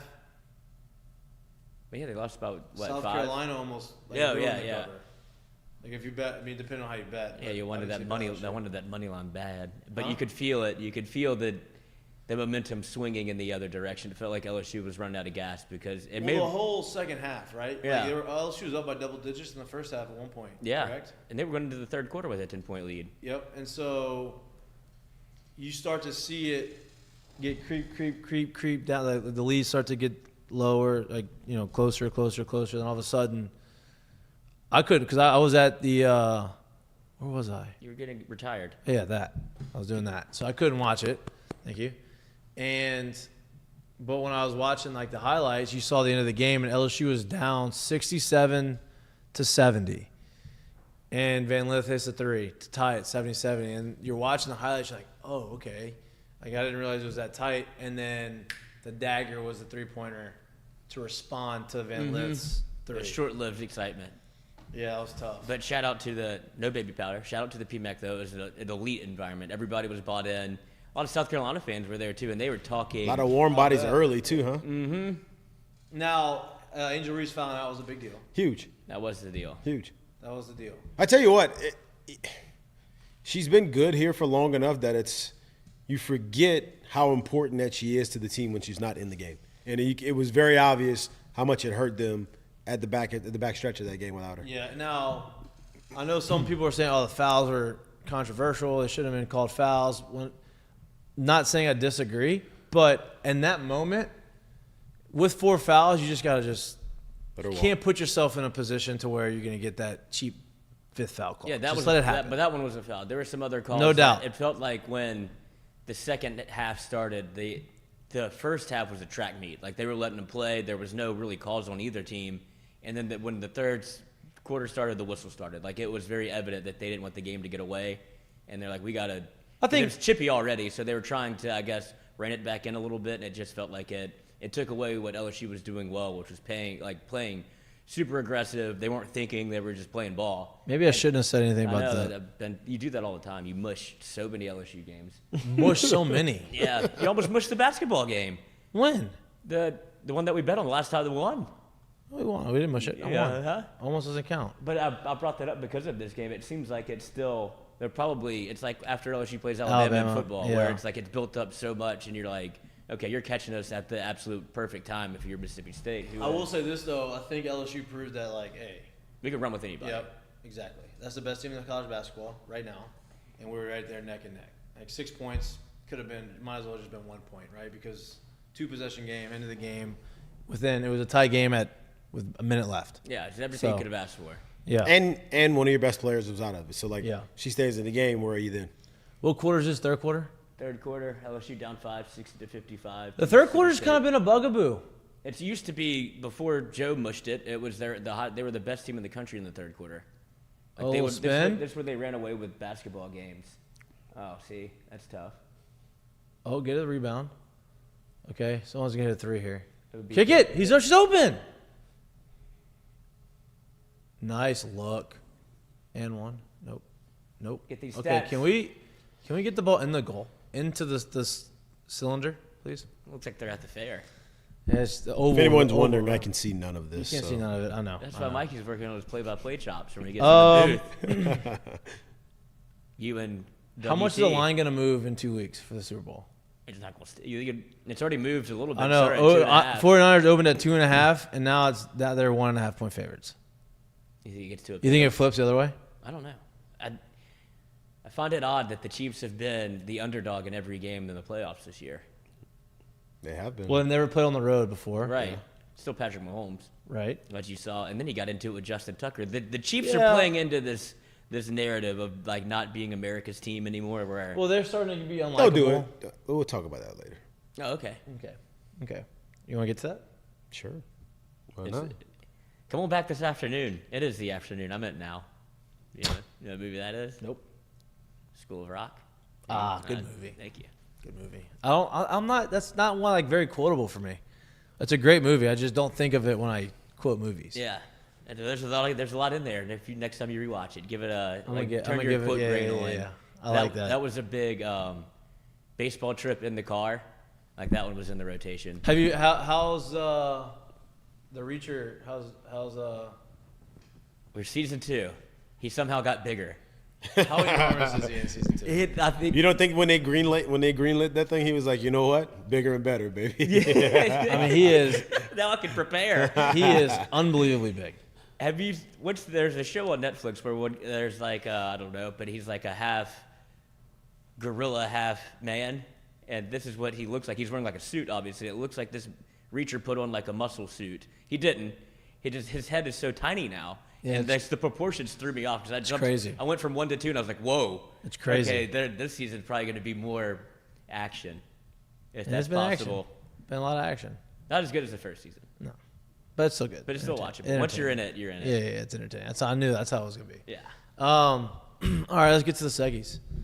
Mistake of the day is brought to you by our friends at Dozy Place. What we got? Hold on. Let me find it. Oh. The mistake of the day is a tale as old as time that happens at LSU, especially when people come back to campus. It seems to just be something that happens. I've had this happen, not to me, but one of my friends had this happen to her. They were coming back from, like a sorority event, like a formal, like 3 in the morning. In the They water. got put her in the lake. They almost got decapitated, but car went in the lake. So it does happen. This seems to happen at least once a year, but this is around 3:30 a.m. in the morning. A BMW series SUV was found in the lake with nobody in it, of course. Series wet. Thankfully. Yeah, everybody's safe, but no, can't find the owner at the moment. So how do you think that they got out of that? You think they climbed out of the sunroof, or do you think they're able to open the doors? Sunroof. barrel roll? Or do you think they got out of the door before it started getting underneath the It water? had to be a wild ride. I don't know, because I feel like if I'm going to, this is alleged. I'd imagine you might have had a couple of pops, and this is how you end up in the lake at 3 in the morning. Mm-hmm. I don't know how quickly I'm thinking to jump out the car. How do we know that thing got in there at 3 a.m.? That's what it said it was found. Well, that's it's when it found was at 3 found. a.m. Yeah, so So probably about 1:30. yeah, right when you get out the bar, like. Well, that's tough. That's tough. I mean, tough. imagine that phone call to home. Big insurance claim stuff. Got you. Ooh-wee. That Since- premium's going up too. They're not gonna be happy about that. not renewed, Mom and Dad ain't gonna be happy about You that one. think, I mean, when do you make that call? You probably wait a tick. Like, do you think it's You got to is call it the total? next day, right? You think it's total? You think I could get it out? Like, no, dog, it's Nah, you're gone. done, bud. Call your parents. Tough. Probably got the car for graduation. Like, here, we'll send you off to college in a new car. Maybe someone ran him off the road. Maybe it I wasn't don't his think fault. you leave if that happens. True. Very good point. Fled the scene. Oof. Very good point. Good point, Lloyd. All right, Curtain Call is brought to you by our friends at Assured Partners. And Me. What? What we got? I'll lead it off. Go ahead. I'll give a curtain call to gamesmanship this weekend from the Chiefs and the Ravens game. Lloyd kind of touched on it a little bit earlier, but I absolutely loved every single bit of it. I think it's a little bit of old school football, and I kind of heard some banter on how Mahomes and Kelsey kind of got a bad rap for how they handled that whole situation. I loved it. I think when we're playing in a situation like that and you go out there and you're trying to stretch and you're trying to get warmed up and you're trying to get yourself going and there's helmets and balls from the other team kind of just hanging out on your goal line in the other situation, I think anybody on your side wearing red would probably react the same way. And if I'm being completely honest, I don't even mind Justin Tucker doing what he did. I don't mind it. He knows what he's doing. You see that shit-eating grin on his face right there? He knows what he's doing. He knows what the situation is, and he knows who usually gets precedent in those situations, which is usually the quarterback, especially one being as high profile as that one. He even admitted it was games. Yeah, I don't mind it at all. And I actually, people that keep giving Kelsey and Mahomes all this shit about what they did right there, just look around and tell me one other purple jersey you see in that area. Just find one. I'll wait. You don't see any. Nobody. Justin knew what he was doing. It's okay. I'm cool with it. I enjoyed it because it brought back some animosity and some people playing against each other, and it felt real. It was real, and I actually liked it. So I'll give a little curtain call to gamesmanship. And if you want to, I saw McAfee say this. I didn't really think about it because of what Kelsey kind of inserted himself into the conversation.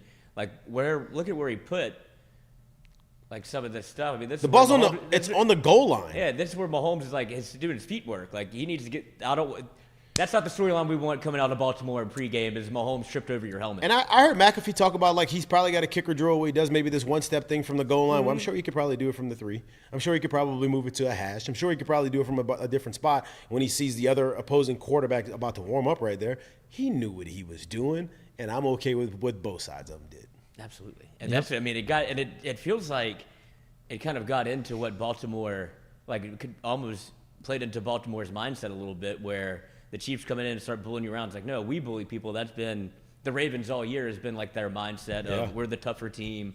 Because we're going to hit you. They've done all that, yeah. And then they did a little bit too much. whatever it became, whether it was Zay getting in trouble for the 15-yard penalty on the biggest play of their game so far. Yeah. And then you have the headbutt where Travis Kelce's smiling ear to ear as got your ass. And all of those things. And then Roquan Smith when he jumps off sides intentionally, but instead of a 5-yarder, gets a 15-yarder because he ran through his face. And it's just okay, the Ravens have lost control of their emotion in this game, and steady Eddie Chiefs are just playing death by 1,000 paper cuts. Yep.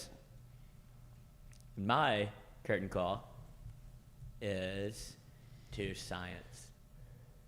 If you don't know, Elon Musk is back in the news again, our overlord, or soon to be, as he has announced that, pull it up here, the first ever brain link has been put into somebody's head. Wow. So this man is going to be either the smartest man alive or something terrible is going to happen. But the first human received an implant from Neuralink yesterday and is recovering well. Initial results show promising neuron spike detection. So, I'll do it. You'll do it? I'll throw my hat in the ring. Yeah, I've lived this life as a not very smart person. If I could become a computer chip in my head where I don't even have to Google it, I would just blink and close my eyes and the information's in my brain, that would be incredible. I wouldn't tell anybody though. I'd be I've been brushing up. For sure. Yeah. For sure. I like that. Yeah, rekindled. That's pretty impressive, man. I wouldn't do it, but because then your head explodes. That's what I say. Can you go through through the airport? If you do something too you get too smart and you think you're a menace to society, dead, done. Just like Suicide Squad. Yep.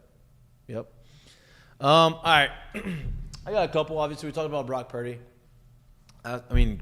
Kudos to him. Should be a curtain call. But, Lloyd, I think it's time that you start tailing this individual who I'm about to talk about. He has an unprecedented streak of 5 straight years of predicting. Well, he has predicted the Super Bowl champion at the start of the season for the last 4 seasons, and he has correctly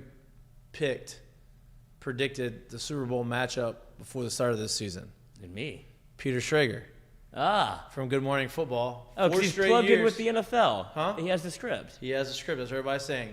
4 straight years he's picked the winner of the Super Bowl. This year, before the season started, he predicted it's going to be the 49ers versus the Chiefs in the Super Bowl. So he picked the Chiefs to win. No, picked the 49ers to win. Okay. So 49ers win. That's 5 straight years. You make a lot of money if you tail him for future picks. Well, if he wants it to be ruined, let me go ahead and put that bet in. It's like Le'Veon Bell. Well, you already have future on both, so it doesn't matter. I know. So I'm actually better than Triggs. Can't lose. Well, yeah, I guess. That's pretty impressive, though. It is. It is. I guess over the last 5 years, Chiefs, Bucks, Chiefs. Who else? I have it on Bengals, Rams. there. Bengals, Rams. No, not Bengals, Rams. Yeah, no. It was Chiefs, Bucks, Rams, Chiefs. And he's yeah. picking the 49ers this year. Wow. Be great. You should start tailing them. Well, I mean, who would you rather? Who do you think was easier to pick against? Was when it was Stephen A. that went 7 straight finals by getting it wrong, and you would just fade him, or Schrags going 5 for 5? Stephen A. Smith was an unprecedented of getting the finals wrong every single year. Stephen A. Smith pick it before the season started? That's what's even more impressive, that he was able to pick from the finals 2 teams, and he got it wrong 7 straight years. He is the biggest media personality. Like, he's around it. That's tough. He knows basketball. That's what got him in the game. That's what got him to start. Yeah, he's a Philly guy. And then Jason Whitlock exposed him and said he didn't play college basketball. Boy, What a debacle that was. what a back and forth thing that Boy. was. You fat bastard. That was explosive. I almost thought it was like staged. It was so explosive. LSU's going to lose They're down by 11. with 6 minutes left. They're not Oh gonna my make the God. tournament. Well, that's aggressive. 12 seed. They better 12-5. figure this thing out. They got a. Little gut check time. Yep, this is a come to Jesus meeting. After this, A lot of players people- only. A lot of people are going to be happy with this. Yep, no I doubt. didn't know that Kim Mulkey was so nationally hated. Like, there's people all over. Like, LSU was not very liked by people outside of Louisiana.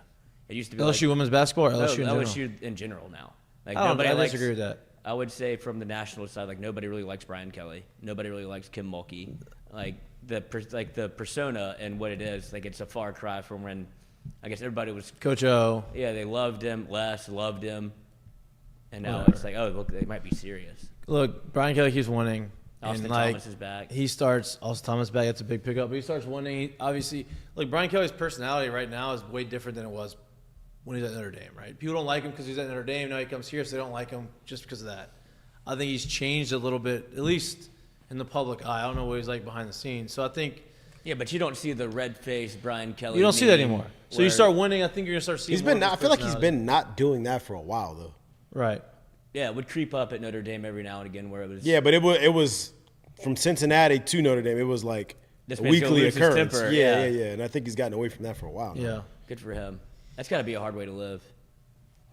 I don't know. Saban seemed to do it really well for a long. Do you see him boogie boarding? Saban? Uh-huh. No. That should have been your curtain call. I did this morning. You did it this morning. Like, I showed it this morning. Oh. So it was already off the brain. But yeah, I mean, he kind of gets his ass kicked by the waves, but the man hadn't probably been in water in 20 years. Well, if you've never done it, or if you what I'm haven't saying. done it in a while, like it's not like riding a bike. It takes a little time. There's no real way to win.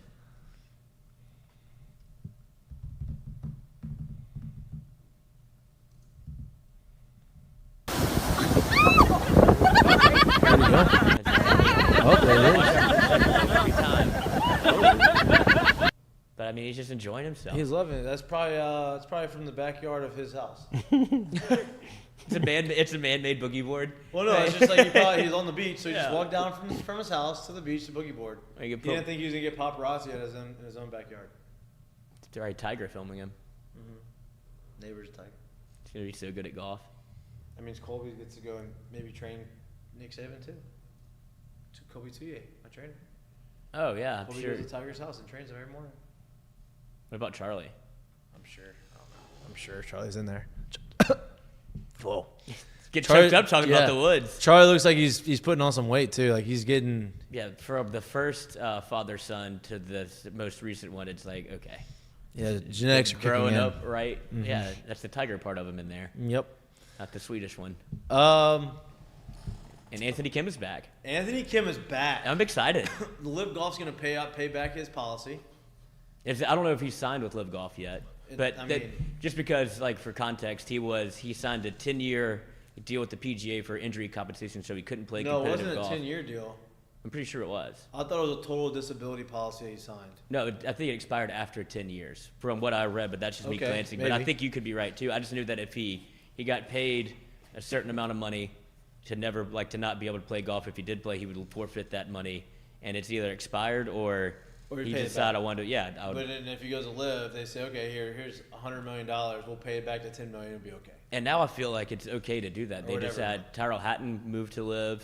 Liv's making noise again. But I feel like they're getting people that are pretty likable. Tyrell Hatton's one of the funniest players on tour. They're gonna. John Rahm's it's awesome. gonna be. They're doing what they need to do to merge with PGA Tour. Yeah, they still haven't figured out what that means, but they're doing what they need to do to like make it force their hand. yeah, because you weren't going to be able to play in Ryder Cups, and then Rory came out and was like, "Well, no, we need John Rahm for the Ryder Cup." And now now the people who are against it, they're starting to Wait, make I don't want to lose concessions. the Ryder Cup. Yeah, they're making some concessions now, so they're gonna figure it out. But if Anthony Kim back in competitive golf, I think that moves the needle for a lot of people like in our age demographic. No doubt. I mean, have you seen a swing? It's still buttery. Pure, Yeah, I'm looking forward to it. Crispy. crispy. I sent it to my brother. He goes, a little quick. I was like, what the fuck do you know? Yeah, I he mean, changed his swing a little bit. Like, come on.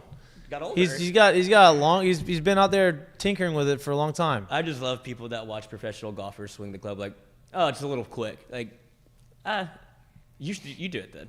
Like everybody's Yeah, so show me what quick, yours looks like. So quick to criticize the golf swing. Like if you post it That's on the anything, internet. though. Yeah, That's anything. baseball. And it's just like, oh, this looks like shit. Send. Like, Yeah. thanks, buddy. No doubt. Cool. You do it. Yeah. Show let me see your yours. swing. Show No, me yours. with your fake avatar. Yeah. With your egg. Yeah. Or get the Dural link and you'll be able to do whatever you want. Or exactly. Be the best ever. Tell me Jesus Christ can't hit a curveball. You just saw it. Just thought. Just watched it. All right. That's all we got today. I appreciate you tuning in. Obviously, we had Tommy White. It was a great interview. Great conversation. Tommy was with us for almost an hour. Tommy was with us Maybe for a a long little time. I didn't want to keep him that long, but I think he he enjoyed locked it. in. He could talk. Terry. Yeah, he could talk. No doubt. Started talking ball. He won't leave. Love that. Love it. Tommy's in a comfortable state this year. Y'all watch out. Yeah, he is. Yo, 30 watch homers out. coming up. That's what I was going to ask because I know we never got to see him healthy, and he still was 24 5. homers. Yeah, 24, like that. 25. Yep, 30 Hit a homers. pretty big one. And it's the good comfortable, too. It's not the let me just rest on not what I've cocky done. comfortable. Let me work hard, but I'm comfortable where I'm at type thing. Yeah. All right, we'll be back live in studio on Wednesday from 6 to 8 p.m. We appreciate all love and support. Please like and subscribe to our channel. The thumbs up Does is wonders. a great thing for us. That's how you keep the show free. No doubt. If you can't watch us and you like listening to us or anywhere you get your pods, again, we appreciate all of the support and looking forward to baseball season. Looking forward to bringing some really cool things during baseball season. We'll see you on Wednesday. Enjoy the rest of your Monday. Enjoy this comeback that LSU's about to have. I was about to ask you Peace. if you LSU wins, yeah? Yep. They're coming back. Watch.